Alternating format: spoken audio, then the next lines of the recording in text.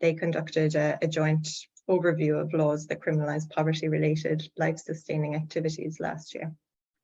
So lots going on, but still a lot more to do, and glad to be having this discussion and sort of hearing from everyone else as well on this front. So thank you.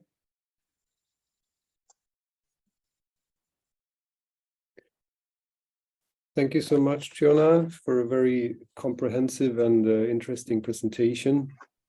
I think we will get back to a few of your examples later during the discussion. I would like to start off the panel session with giving some space for our panelists to reflect on what's been presented so far. I would like to start with you, Rait Kuuse from Estonia. Rait is the Director General of the Estonian Prison Service. Rait has over 20 years of experience in the criminal justice system in Estonia, as well as in the international field. He has also been involved in CEP, the Confederation of European Probation, previously. Rait was one of the leading persons in changing the parole system in Estonia, also introducing community service and starting the electronic monitoring of offenders in Estonia. So we're very happy to have you here, Rait, and I would really like to hear some of your reflections on the first presentations, and then we can continue the discussion. Thank you very much, Gustav. Thank you for the presentations as well. I have to mention as well that I'm in quite unique position here, as I have been working also for Penal Reform International. It was quite a long time ago, but I was a regional director of South Caucasus region based in Tbilisi. It was a short period of my career, but I really enjoyed this challenge, what was there regarding criminal justice reforms. Looking at the issues here from the presentations, I have to say that I recall many points which are very relevant, not dependent what the country is facing the challenge. For example, when I'm kind of try to quickly to compare also Australian situation with ours and then look at the challenge, then of course what we can see that in Estonia past 20 years we have been in quite I would say fine environment, in a way that in 20 years the number of prisoners has been dropped more than twice. We have redesigned, renewed entire prison infrastructure. We have introduced all the alternatives in past 20 years, which now are supervised by the probation officers. And we also see the drop in the crime rate. So and this tendency is continuing.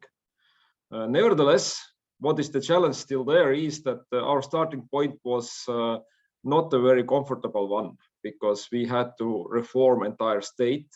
And the reforming the state had a really strong state political leadership. So that has helped a lot in order to reform also the criminal justice system.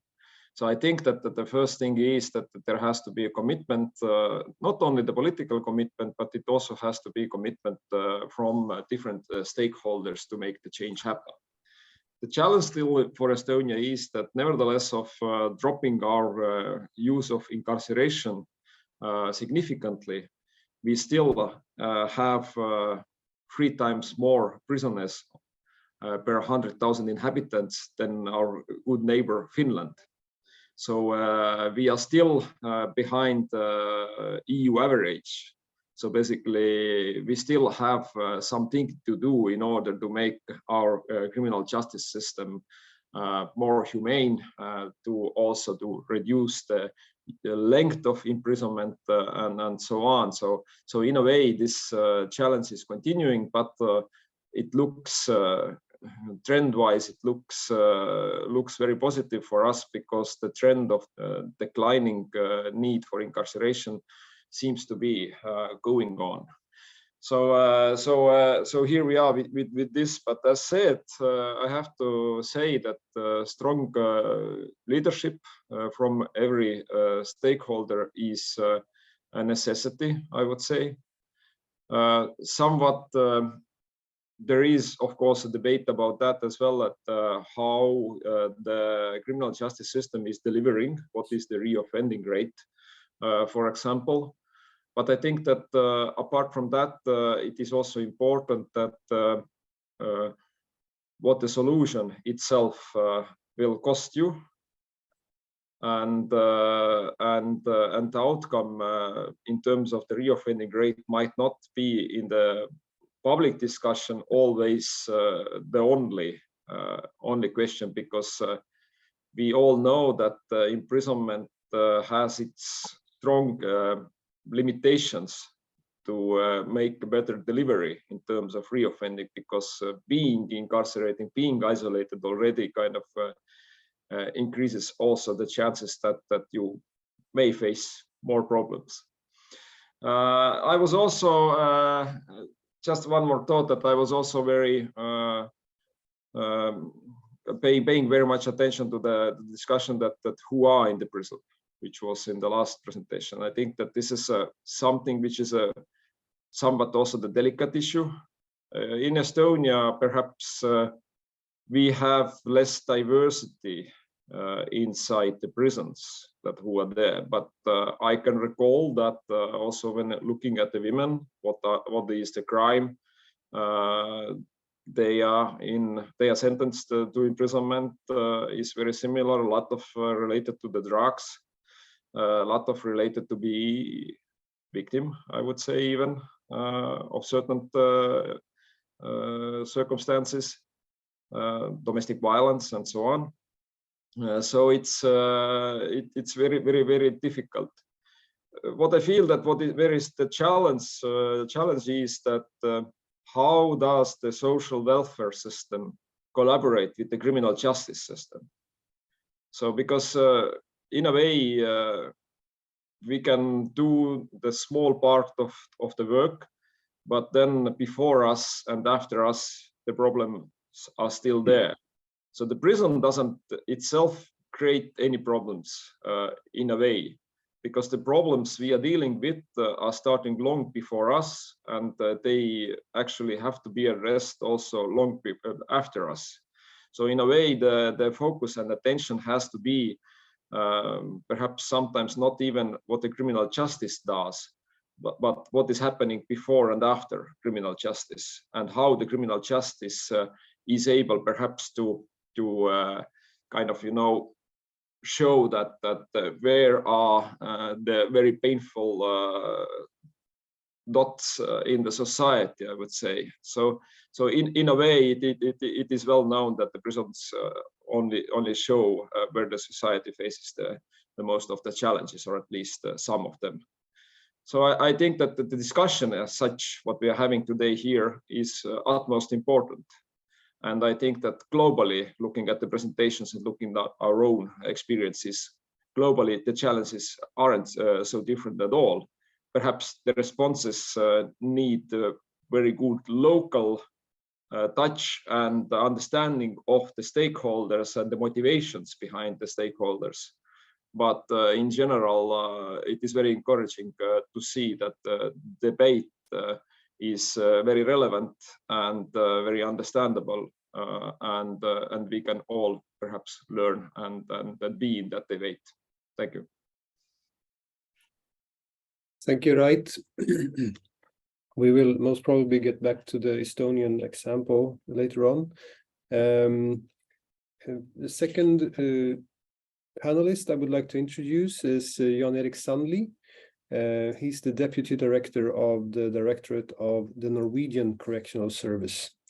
He has over 30 years of experience from the Ministry of Justice in Oslo, and he's also worked in operational and expert positions. In 2009 to 2012, he was the project manager to implement a white paper with the eye-catching title, Punishment That Works. So that raises the expectations, Jan-Erik. Let's see what you have to say about what we heard so far. Thank you, Gustav, and thank you for giving me the opportunity. First, I would like to thank Mindy and Tríona for two excellent presentations. The situation in Norway is, of course, a bit different from some other countries, but we have a lot of the same discussions. So overall, Gustav talked about the situation in Sweden. We see the same in Denmark. That situation hasn't come to Norway yet, but it's often that when we get the things are happening in our neighboring countries, they are coming over to us. So we are expecting it, and we have to prepare. But at the moment, the number of inmates are dropping in Norway. We have dropped from about 4,000 down to 3,100, and it's gonna, as we expect it, to go further down the next year. And why is this happening? And we have a lot of problems. I will come back to that. This sounds like we are solving everything. But we have, I think, one key, if you look back in history, one key element is that we joined together the prison system and the probation system. And that joined together at the central level and further on at the regional level. That element, they created some creativity in creating alternatives. And so we had alternatives on, I think that's important in Norway, in alternatives on two levels. We have the alternative sanctions for the courts with community sentence, drug court sentence, and that this is important for the decrease of inmates. We have alternative ways of serving a prison sentence, and we have a lot of inmates today on electronic monitoring, and in Norway, electronic monitoring is a way of serving an unconditional prison sentence, and it's a decision by us. So we can move a lot of the short sentences from the prison home with electronic monitoring.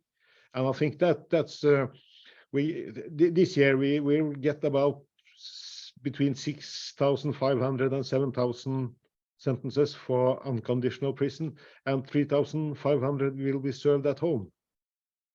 Normally we get 10,000 sentences, but we have dropped a little bit. We are expecting that to go up again. At the same time, the sentences are getting longer. We have had first sentences for drug dealing going up to the top, and now we have for violence and especially sex offenders. So the number of sex offenses inside the prison is really going this direction. It's going from at now I think it's about between 25 and 30%. And the problem we have is to create alternatives for them, alternatives for us, because we are not allowed to use electronic monitoring on them. So that's something we are struggling with. We are also struggling with alternatives to remand. 1/3 of the inmates in Norway are remand inmates. And I thought about this. We have problems with human rights, and we have problems with the time we release them.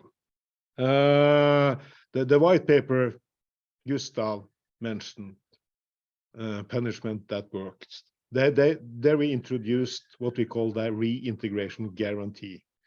And we had 4 ministers at the press conference said, no, we're going to do it. And the list they tell that actually was a lot of the things Mindy mentioned on the imagine if PowerPoint. But then this year we have the committee under the parliament that evaluated how is things going in Norway on these elements that Mindy mentioned. And we didn't get a good result of that. So we in a way, we are doing okay, but we see the same problems as with with the time you come out of prison, and the way we deal with that process. So we can recognize that in a way, and especially with psychiatric patients, people that shouldn't be in a prison. That's a growing problem in Norway, because we are closing beds in psychiatric institutions, and they end up in prison. That's a big issue, and we also have big problems with human rights, and we want to have high standards on that. At the same time, we are some of the groups Tríona talked about. We are doing quite well. I think we have had good discussions in Norway about drug users. Should that be a health problem, or should we solve it with criminal justice? And we are moving that into a health perspective at the moment. There are also a long tradition of, if you don't pay your fine, you have to go to prison. Now we have introduced the alternative last year, that you have the possibility to do community work if you cannot pay the fine. So we are doing a lot of good reforms, but we are a little worried about the future, because there are some politicians talking about that we should have more prison, have the same situation, have the same decisions that Gustav mentioned from Sweden. But at the moment, it's not here. I think that was the start, Gustav. Thank you. Thank you so much, Jan-Erik. Very interesting examples you gave there, and relating also to the previous presentations, and maybe mainly on the Australian challenges that Mindy presented. I would like to also to introduce Darren, which is Irish Red Cross volunteer, and he's a supervisor at a warehouse distribution company. Darren has previously served the 7 years in prison in Ireland after being convicted for drug couriering. It was his first time offense. In 2016, he finished his university degree from the prison itself, and last year he was released. And we are especially grateful to have you here, Darren, because you have taken the whole day off to be able to attend this webinar. So we're very grateful for that. So we're very interested to hear your reflections, because you have sort of an inside perspective on these issues, on drug offenses and other sort of challenges within the system of the prisons. Thanks very much, Gustav. First of all, thanks to Mindy and Tríona. Your presentations were excellent. I'll just take a couple of points that I took. Mindy, you're very right with what you're speaking about, mental health. I think mental health in the prison system, it's not dealt with properly, and it's kind of pushed aside. And I feel that even with Jan-Erik said, you know, a lot of prisons don't have the capacity to deal with people with mental health, and it's just brushed aside. And I would say, in my experience, what I've seen and being on wings and in open prisons, 50 to 60% of the population suffer from mental health at some stage during a sentence. Anyone who's doing a sentence over 12 months, I would say, goes through many different challenges of mental health, especially depression. Depression would be a huge one, especially with the pandemic. I'm sure a lot of you know that prisoners were incarcerated in their cells 24/7. They weren't allowed to exercise. Their food was just left at their door. Their door was opened and it was put in. And this was a huge factor. But seeing it from first-hand experience, mental health, I think, in the prison system is something that's not dealt with properly, and people you know, in higher up areas need to address this a lot more, because people with mental health issues that are going into prison for offences that they're committing, it's more to do with their mental health, you know, homelessness. Like, give you a good example. There was a prisoner that I knew going back a long time ago. He used to break a window every winter just so he could go into prison, so he could stay off the streets for winter. He had something like 670 odd offences over the years. And this man was homeless for a period of 20 to 25 years. And this was never, you know, dealt with, helped with, and moving forward, I'd say that man is probably still doing what he did, or else he's either passed away, which is very sad. With Tríona, yeah, the drug offences, Tríona, you said 1 in 5. I would agree with that. I'd say probably in Ireland, it's probably more like 3 in 5, because I've been on wings where the whole wing has been in prison for some sort of drug offence, which is mental. Especially, I spoke to Gustav and Eugenia the other night. Probably in the recession that came in Ireland between 2007 and 2011, I'd say every second person that was in prison was in on a drug offence. But that trend has still seemed to grow and grow in the Irish prison system, and it's something that I don't think it's being dealt with, because, as I said myself, I was a first-time offender, and I got a huge sentence because it was a mandatory sentence for my offence. Anything under €13,000 is a Section 15 that holds a 3 to 5 year mandatory sentence, but anything over 13,000, whether it's cannabis, cocaine, heroin, whatever, holds a 15A offence, and that's a mandatory 10-year sentence. And even I was caught with a Class C drug. It was cannabis, but it doesn't matter. If it's over €13,000, it's more or less a mandatory 10-year sentence.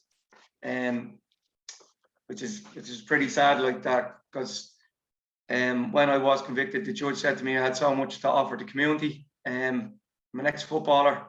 I have all my coaching badges now, but it didn't matter. The offence was the offence. It was over €13,000, so that didn't matter. How do we deal? I think Rait made a good point there. Strong leadership from stakeholders. That's an excellent point. It does, Rait, you're right. It does. It's strong leadership. But unfortunately, Rait, you know yourself and everybody that's on this on this webinar today, unfortunately, we don't have strong leadership. And that's the problem, I think, because you have the likes of yourselves, Tríona, Mindy, who's worked in community and probation. Yous are fighting an ongoing battle with these stakeholders and people in leadership. And it's the same leadership chains.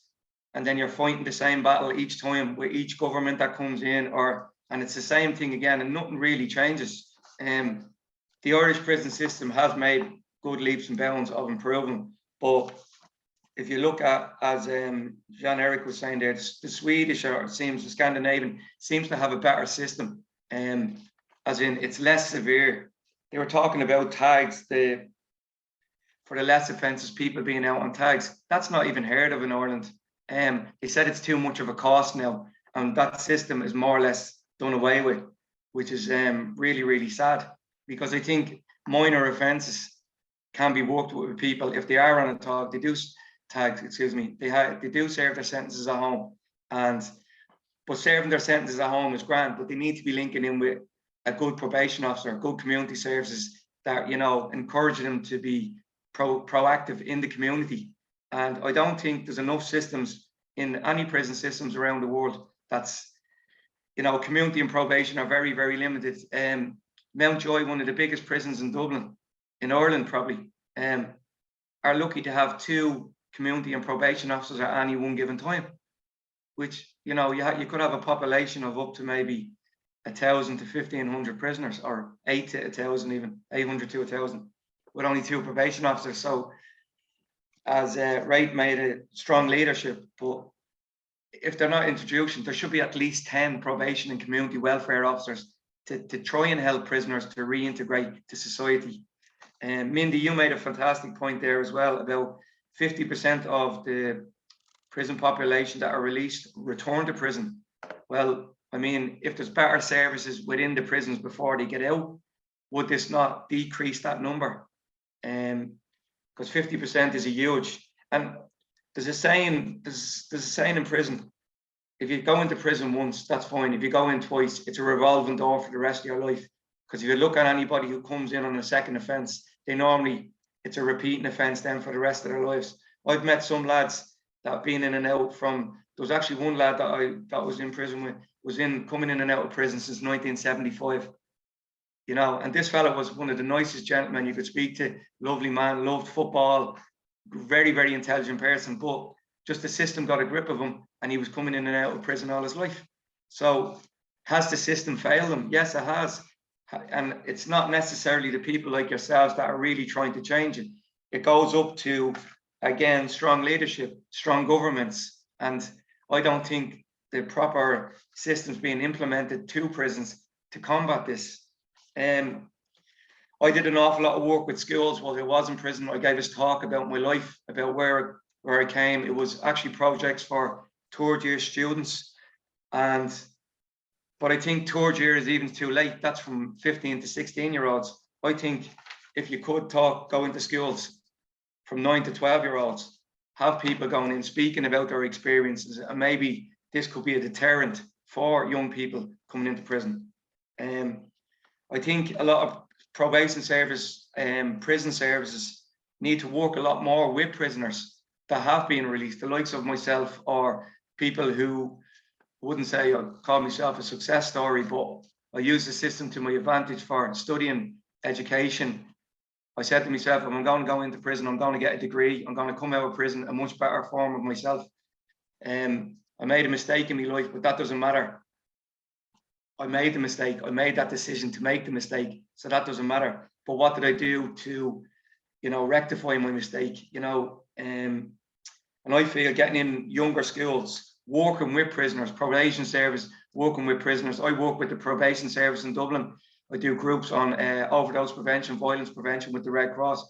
I've been working with the probation service in Dublin. When I was in prison, I used to get released to go to probation service and work with probation officers, with people who have escaped prison, and speak to them about their experience and my experience and how they can, not go to prison. As I said, better work with community and probation service and projects in prisons and out of prisons. And my final point to finish, you have to live it, to understand it, to improve it. And that's all I'll say. Thanks very much. Thank you so much, Darren. I think there was a small applause on your final point. That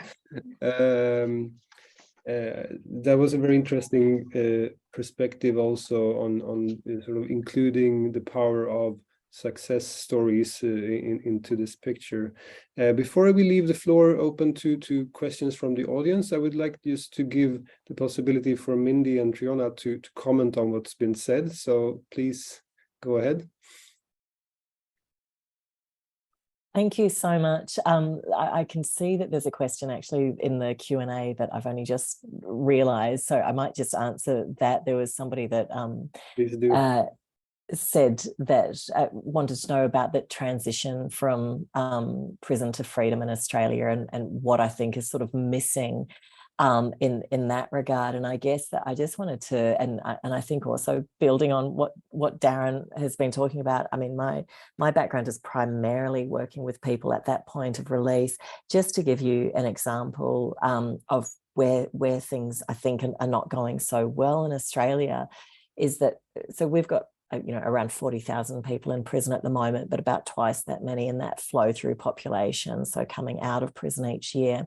In the state that I live in, New South Wales, there's about 13,000 people in prison and about 20-something thousand people coming out. There are in New South Wales only 38 funded beds for people coming out of prison. So we know that about half of that 20,000 people coming out in New South Wales are homeless. There's 38 beds that people can possibly stay in if they require somewhere to live.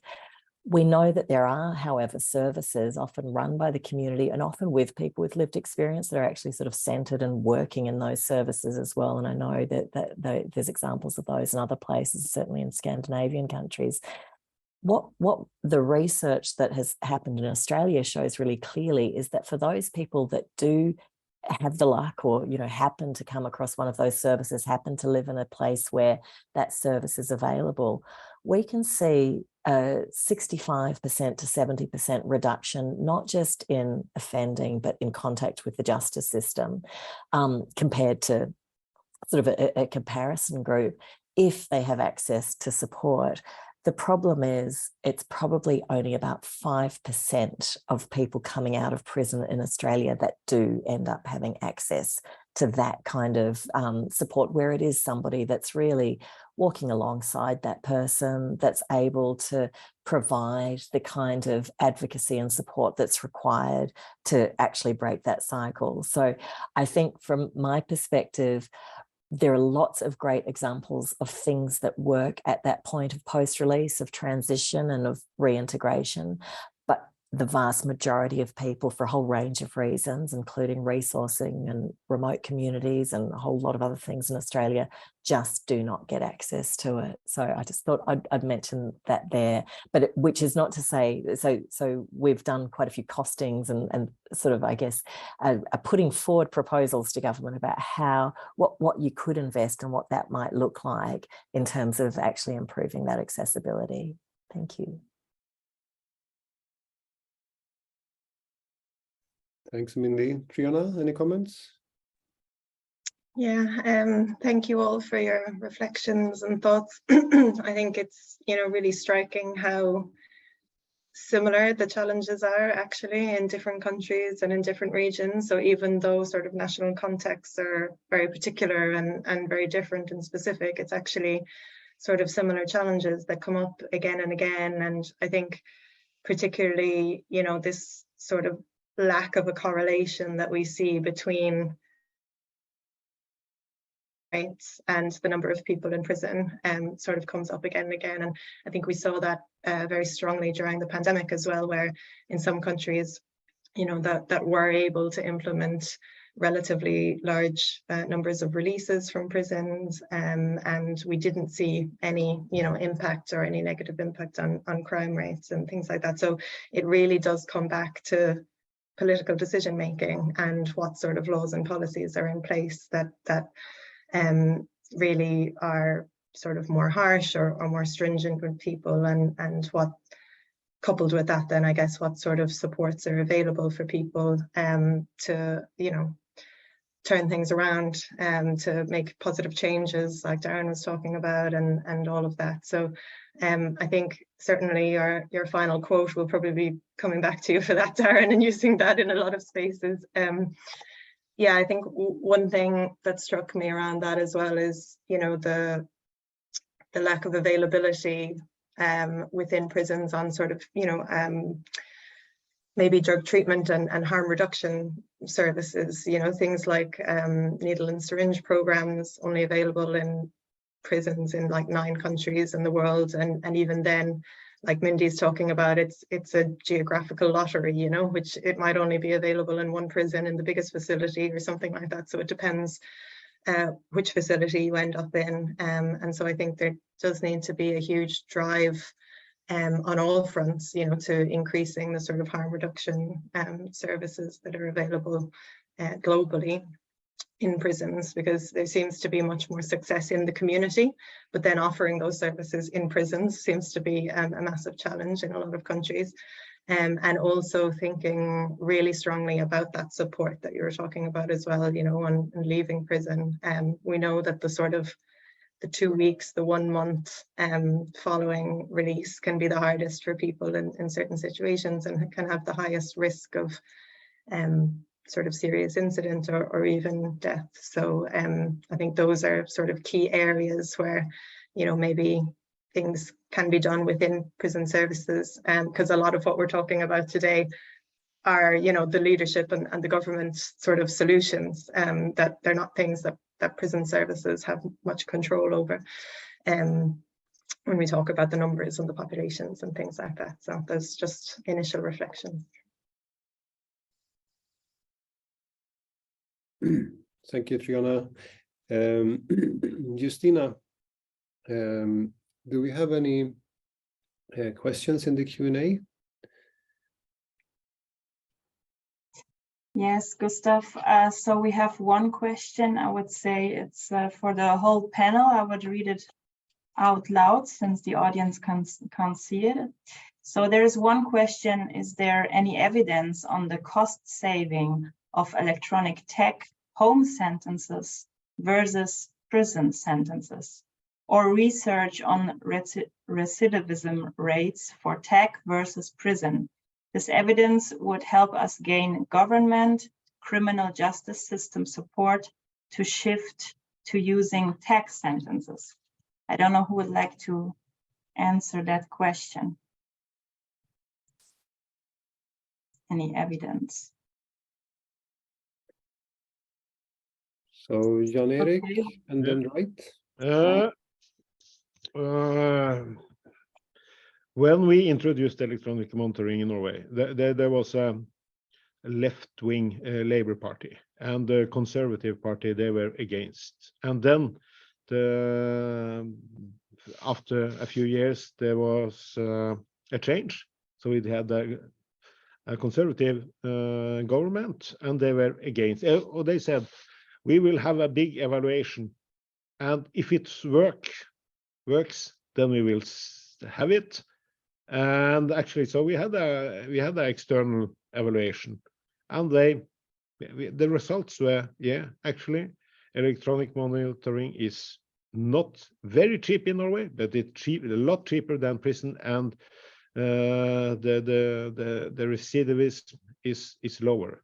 And of course, this is an easy group, that's a part of it, but that actually meant that it actually worked. So at the moment now, from the Conservative Party to everyone, all the political parties in Norway, they are in favor of increasing the use of electronic monitoring.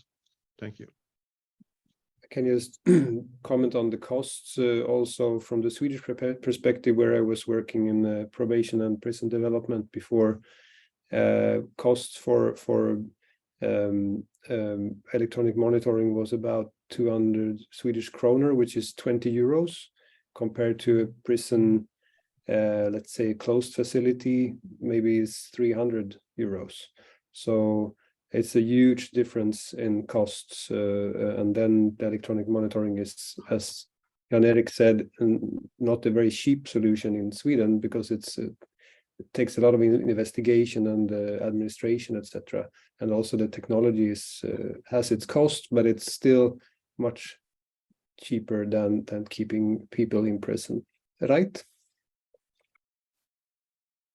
Yes, thank you. Well, first, it is really interesting discussion, and I think that we are touching very good points here, and thank you all for that. One of the thinking is that I think that sometimes the problem is that we talk too much about the prisons. We talk less about the individuals who are facing certain challenges.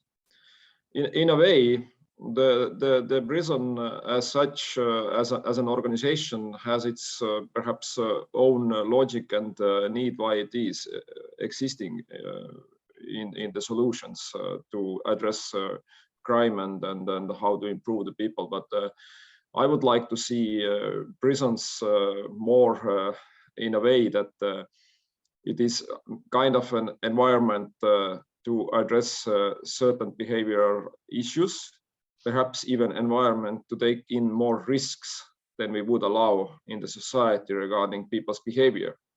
What is our learning point, in my opinion, and what is our challenge currently as well, is that nevertheless of the fact that Estonia has been pretty, I would say, successful in terms of the reforming entire state and also the criminal justice system, including the prisons. We have built new prisons. We don't have any old dormitories what we had like 20 years ago.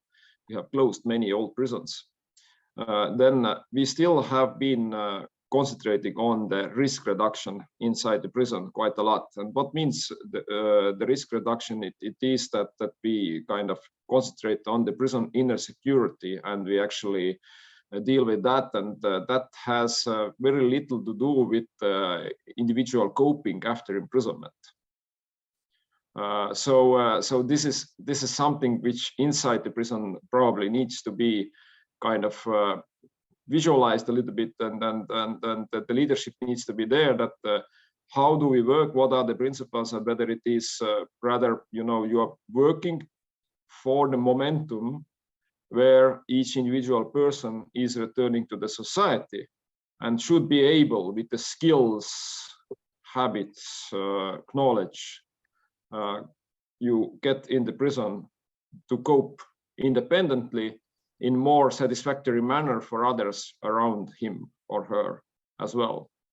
If we take that picture, that what prison usually does very well is to minimize the risks inside the prison, then as said, it has little to do with individual coping outside of the prison. This is first point. The second point is that when you are reforming and talking about your prisons, you should probably talk more about the process, to talk more about the entire picture. For example, what made our reforms perhaps more successful is that we looked at the process, that how let's say the release is organized, who enters to the prison, how the process as such needs to be redesigned, who decides what, where are the bottlenecks in decision making. We had to reform our parole system because there were certain complicated momentums which were unnecessary and which were actually, again, more concentrating on how to avoid risks than to ask the question that how to provide the individuals with the better opportunities after the sentence has been served. So I think that it has to be redesign of entire, let's say, way or process of each individual. So if I make myself understandable, I hope. So there has to be focus. Now, coming to this electronic monitoring was in Estonian case not the issue so much about the cost effectiveness. Of course, it is cheaper to run on daily basis if you look at the costs spent on the workers and spent on the devices. What we don't know about all this cost effectiveness very well is that what else is there?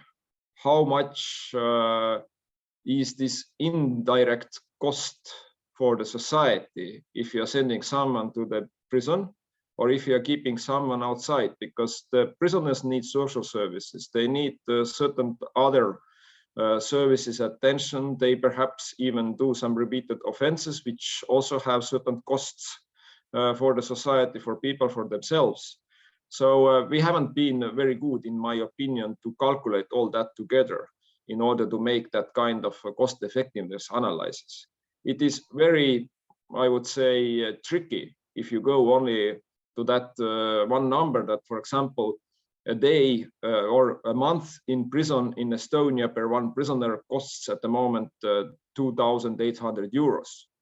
But what it does cost in total for society, I guess it is several times higher. So when talking about the cost effectiveness, you should look behind the direct costs of the criminal justice, in my opinion, as well. And the other thing now is the issue with alternatives, with the electronic monitoring, with the imprisonment and the reoffending rates. We can see that our reoffending rate is somewhat 1/3 in 2 years will commit some offenses. Not necessarily they end up in the prison, but we also have those examples that are, let's say, one person in prison a little bit over 50, he has been in prison already 40 times. So quite an example, I would say, to deal with. But we see that if you have been in prison, you kind of have a more tendency to come back. But nevertheless, of that, when you're looking at the reoffending rates and asking the question, for example, whether the electronic monitoring is more effective in a way to reduce reoffending, then you may say very simply, yes, it is, but then you have to go and look at the data. What does it mean? Sometimes when you look at the offenses, when you look at the personality or persons who are serving the alternative sentences, then they might be slightly different, at least, from those who are inside the prisons, who are sentenced to imprisonment. So that means that it's probably not fair to say that alternatives as such are by rule more effective, because the persons and the stories and the offenses behind or before the sentencing might be too different to compare. So in a way, you have to be more qualitative about that.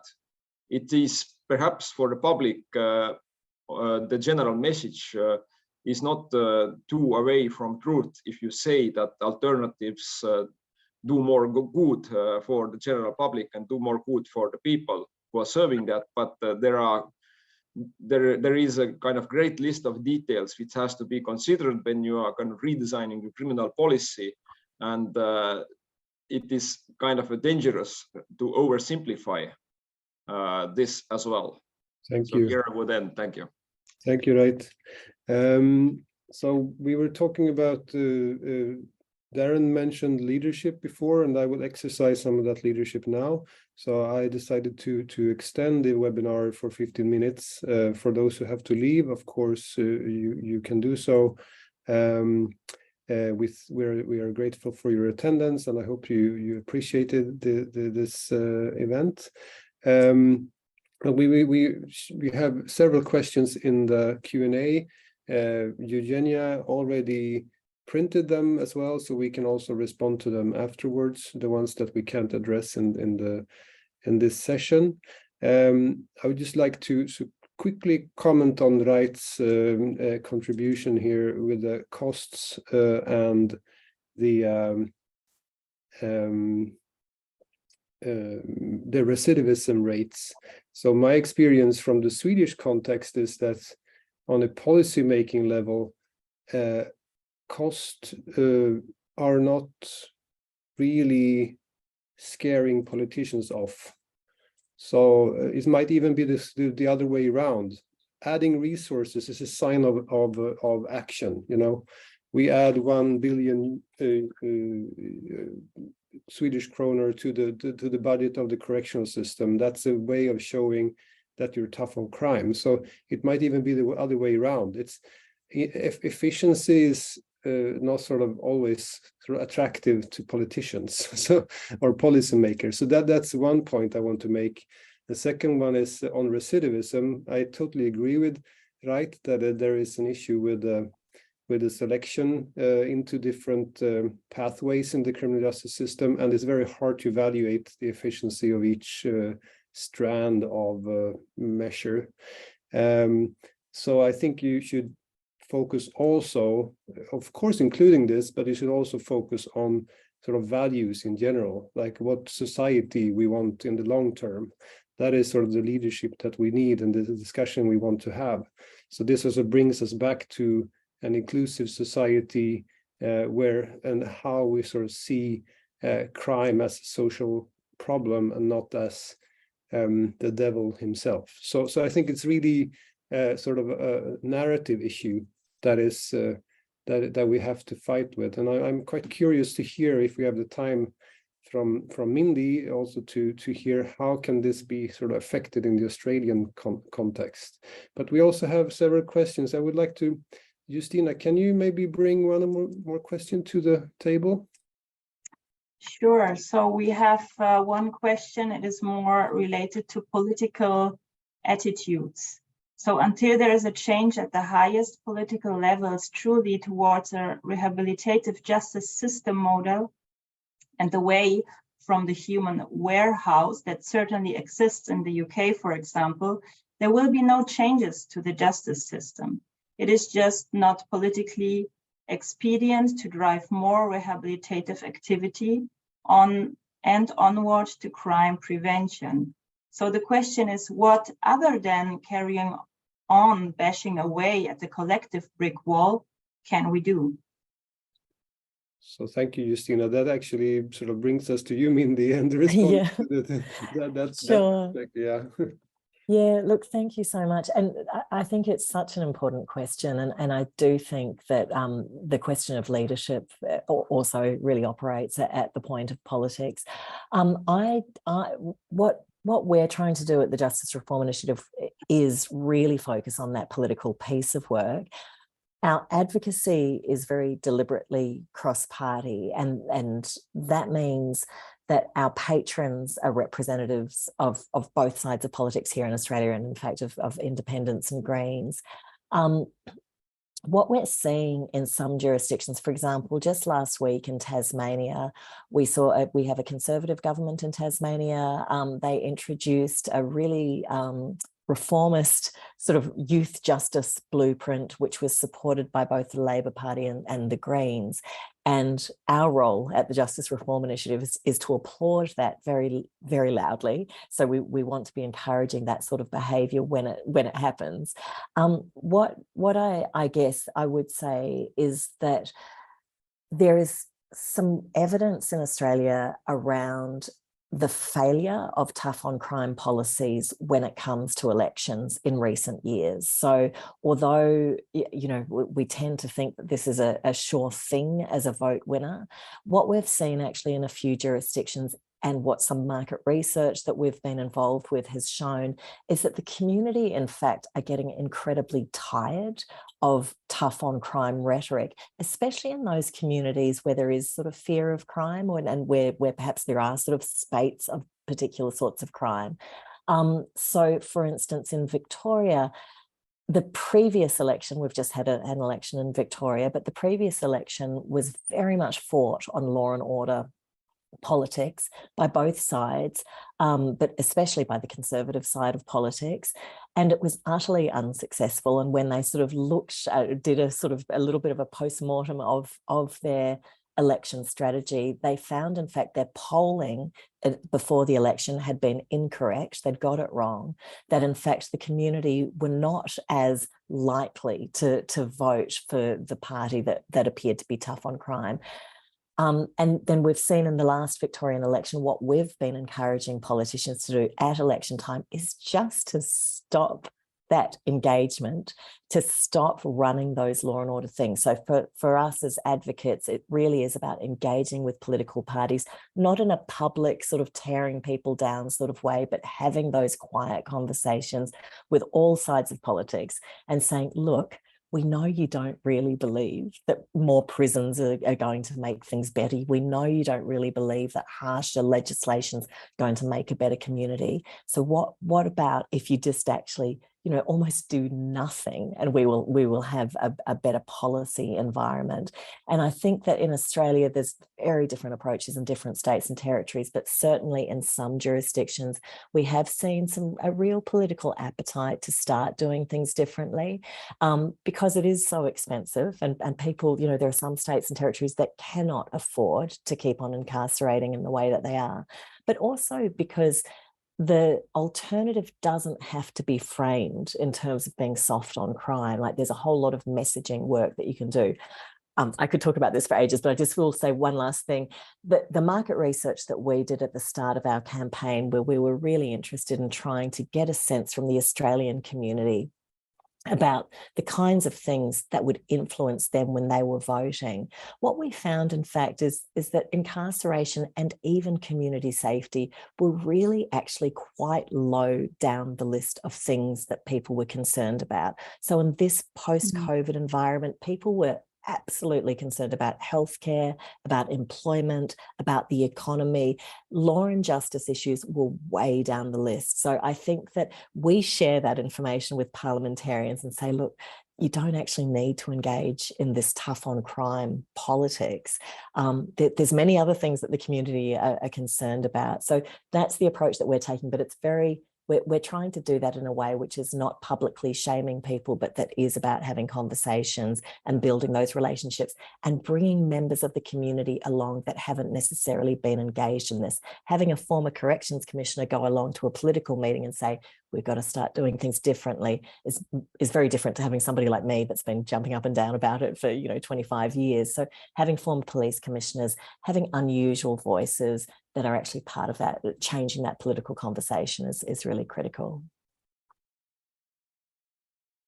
Thanks, Mindy. Very interesting and also inspiring, I think, for all of us. So, Justina, we have time for one last question. Sure. So it's a very broad question. How does the cultural diversity in the prison population impact political participation in justice reform processes? Who would like to answer this question? So diversity in the prison population, is that? Cultural diversity. Cultural diversity. So I think Rait was touching on this before, and also Mindy, because you have different sort of situations in Estonia and Australia, I think. Yes, thank you. Just very short answer. I must say that Estonia has probably, compared to the Western European countries, at least, a quite unique situation, because there is a very homogeneous population of people in prisons. So we have Estonian-speaking Estonians and Russian-speaking Estonians in prisons. That's it. In 2000 prisoners, this is basically the only